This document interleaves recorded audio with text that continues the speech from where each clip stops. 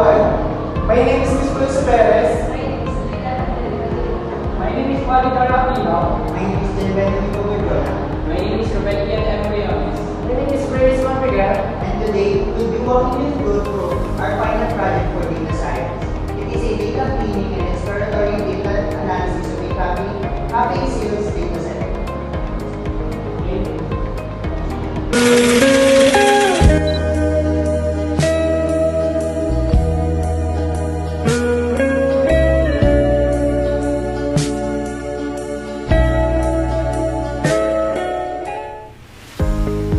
The data set we work with is called Dirty Cafe Sales.csv. It contains 10,000 transaction records from a cafe business covering a full year of 2023, with 7 features including items sold, payment methods, transaction locations, quantities, and pricing. The entire analysis was done using Orange Data Mining Software, a visual no-code tool that let us build data pipelines using connected widgets on a canvas. Our goal was not to build a machine learning model, but to clean the data properly and extract meaningful insights. Today's agenda. Here's a quick overview of what we'll cover today. We'll start with a description and dataset. It contains what types of variables are present and what initial problems we spotted. Then, we'll talk through our data cleaning process, how we fix type misclassifications, handle missing values, check for duplicates, and assess outliers. Every decisions we made has justifications, which is core requirements of this project. After cleaning, we show our exploratory data analysis. 6 visualizations that reveal patterns in a one data. And finally, we'll share the key insights and conclusions we drew for the whole process. Dataset overview. Stat cards.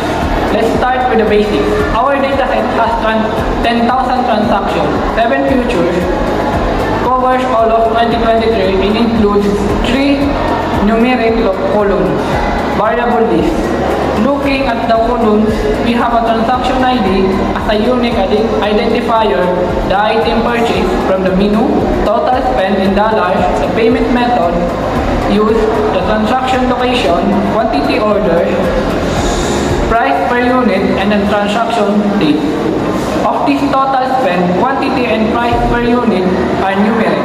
Item, payment method, and location are categorical. Transaction date is a temporal variable. Initial issues panel. Right away, when we loaded the data into Orange, we noticed several problems. First, the numeric columns were being read as categorical or text types, not as numbers. This happened because the dataset contained the string, error, and unknown mixed in with the numeric values. Second, we confirmed there were no duplicate records, and third, this is significant. The location column was missing 40% of its value, and payment method was missing 32%. We'll explain how we handle each of these in the next section. Data cleaning process. Our first cleaning step was fixing the data types because error and unknown string were scattered. Through the numeric columns, Orange code recognized them as numbers. We solved them using Orange Python script widget. We wrote a script that replaced all errors and unknown values with none, which stands for not a number, essentially a proper missing value. And then scriptly we converted the affected columns to numeric type using pandas to numeric functions. Missing value imputations. Once the types were fixed, we addressed the missing values using Orange process swap widget. We applied on setting code, average, or most frequent, which automatically uses the mean for numeric columns and the setting code most frequently value, also called the mode. For categorical columns, we choose imputation over row detection because deleting all rows with missing location data would have removed 40% of our data sets, which would have severely reduced our analytical power and introduce settings bias. For outlier detection, we use orange box plot widgets, which apply the 1.5 times IQR rule.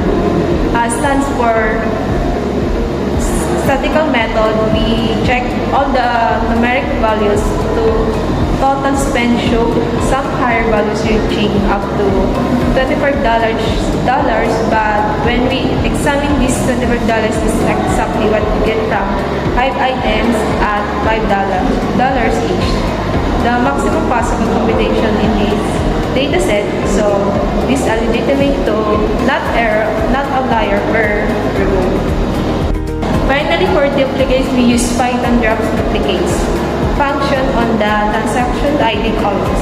The results confirm that all 10,000 transactions ID are unique. Zero duplicate found or removed. This is consistent with the auto-generate TN format of the IDs.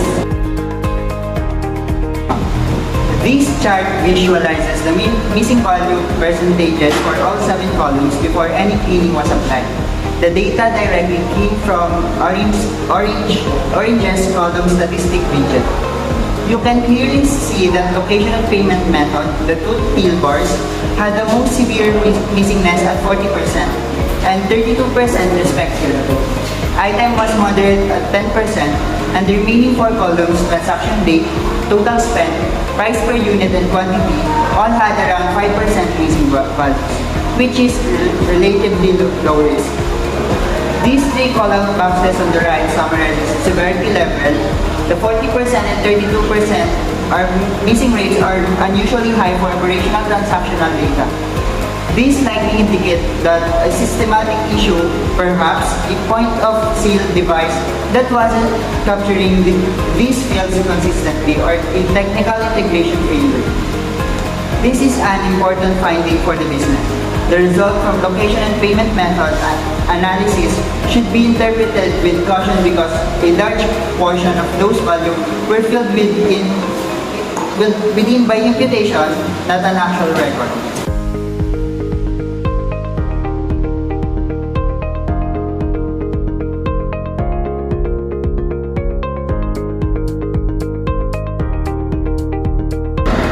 EDA key visualizations. Left charts. Item sales frequency. On the left is a bar chart showing how frequently each menu items was purchased. This was generated using Orange Distributions widget. The standout findings here is juice. It accounts for approximately 2,150 transactions, which is nearly double any other item. Coffee, salad, cakes, sandwich, smoothie, cookie, tea, and clusters around 1,050 to 1,150 transactions each. So the menu is fairly balanced, except for juice, which has an usually high frequency.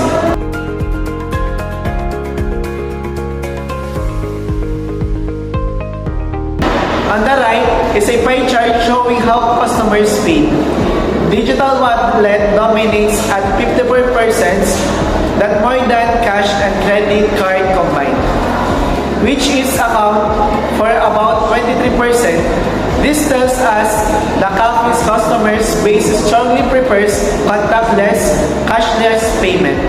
However, and this is important, since payment method has 32% missing values before imputations, this distribution is partially artificial. The mode imputation filled in the most common payment method for all missing entries, which inflated the categories count. So while digital wallet is likely the most popular payment method, the 54% figure may be somewhat overstated. ETA, spending patterns, histogram. This histogram shows the distribution of total spent value across all transactions. The shape is roughly bell curve but slightly right skewed, meaning there's a tail on the higher end. The peak falls in the $7 $12 range, with frequency dropping off as amounts increase towards $25. Stat collapse. The mean transaction value is $8.92 and the median is $8. The fact that the mean is slightly higher than the median confirms the right skew. Small number of high value orders is pulling the average up.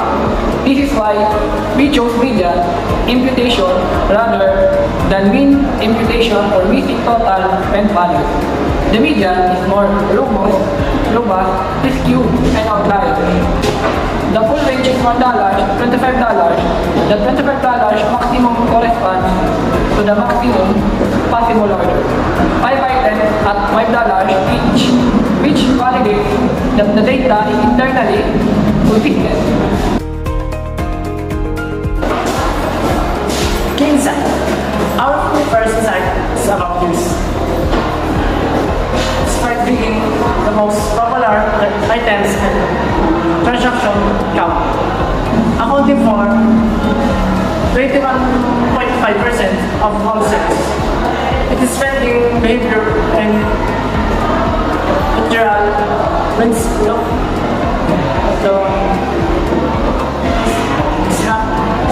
Display and orange juice show that is statistically insignificant over or under presentation. Is any spend range.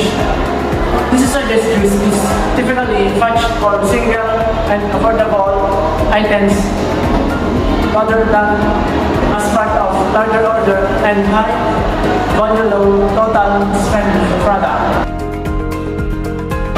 Cashless customer base. A digital wallet is the main payment methods. It's 54% combined with back of credit card account. For another 23%, roughly 70% of total transactions are cashless. This has practical implementation for the business. It is suggests that if potential operate which reduce cash handling and investing digital payment infrastructure would be well supported by customers' behavior. Our final signs are really caution that's high message in location at 40% and payment methods at 32% means that any analysis based on these columns must be interpreted carefully. That values are statistically reasonable, but they are not really observation. It is CAFE wanted to make location specific or payment specific. Business decisions would strongly and recommend why this field with miss and collecting better and data going forward.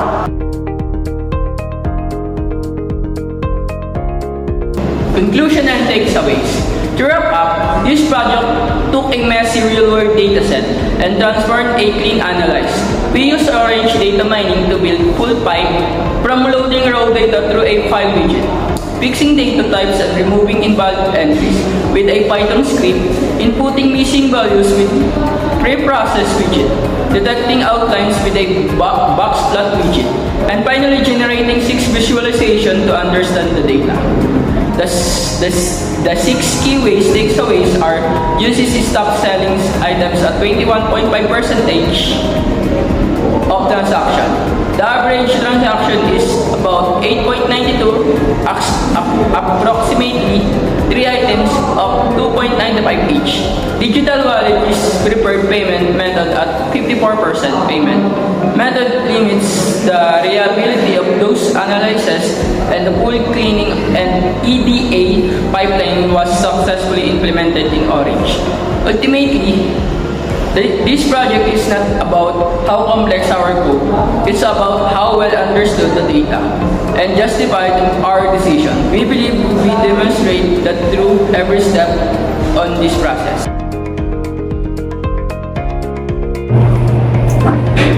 In this part, I will discuss the data cleaning process that we perform using Orange Data Mining.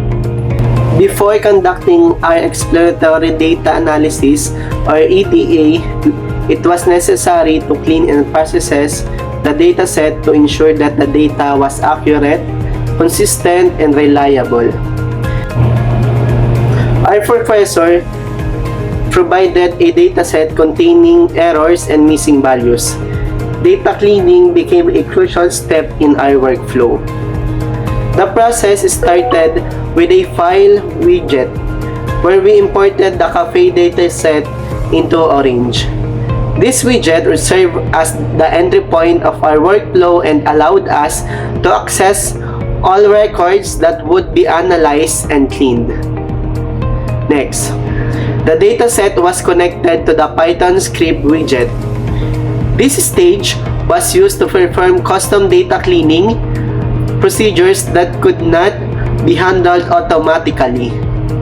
Through Python scripting, we corrected inconsistent values, standardized data formats, fixed data quality issues, and prepared the dataset for further processing. This step ensured that the dataset become more organized and suitable for analysis. After cleaning the data through Python, we use data table widget to inspect the dataset. This allowed us to verify whether the corrections had been successfully applied and to check if any errors remained in the records.